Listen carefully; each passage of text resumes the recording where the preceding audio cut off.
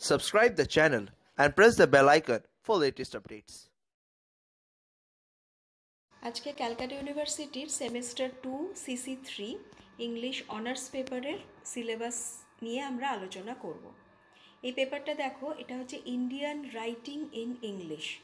Indian writing in English মানে কি? অর্থাৎ ইংরেজি ভাষায় ভারতীয় কবি, লেখক, সাহিত্যিকরা যা কিছু রচনা করে গেছেন তার সেখান থেকে কিছু পোর্শন নিয়ে এই পেপারটা তৈরি হয়েছে। প্রথমেই দেখব আমরা এখানে পোয়েট্রি আছে, কবিতা। পোয়েট্রিতে রয়েছে দেখো, হেনরি লুই ভিভিয়ান ডিরোজিওর to India my native land. আমরা জানি ডিরোজিওকে আমরা ইন্ডিয়ান কবি হিসেবেই সবসময় পেয়েছি বা তাকে ইন্ডিয়ান কবি হিসেবেই দেখা হয়। সুতরাং ডিরোজিওর এই কবিতাটা রয়েছে, to India my native land. Next, তরুদাতের আওয়ার ক্যাসুয়ারিনা ট্রি। কমলা দাসের আছে ইন্ট্রোডাকশন। এ কে রামানুজনের আছে রিভার।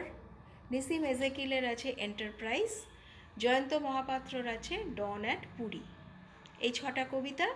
এরপরে আছে নভেল, বঙ্কিমচন্দ্র চট্টোপাধ্যায়ের রাজমোহনস ওয়াইফ।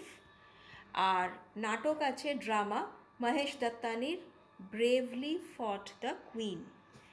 এই হচ্ছে আমাদের টোটাল সিলেবাস। এরপরে আমরা চলে যাব এন্ড সেমিস্টার কোয়েশ্চেন প্যাটার্ন কীরকম আছে সেটা একটু দেখব। প্রথমে দেখো অবজেক্টিভ 5 মার্কস, তারপরে 2 questions of 15 marks each from poetry out of 4। 6টা কবিতা, তার মধ্যে যে কোনো 4টে কবিতা থেকে প্রশ্ন দেওয়া হবে, তোমাদের 2টো প্রশ্নের উত্তর দিতে হবে, 15 নম্বর করে আছে। পরে দেখো 1 question of 15 marks from novel out of 2। Novel থেকে 2টো প্রশ্ন দেওয়া হবে, তোমাদের যে কোনো একটা করতে হচ্ছে, 15 মার্কস। নেক্সট হচ্ছে 1 question of 15 marks from drama out of 2।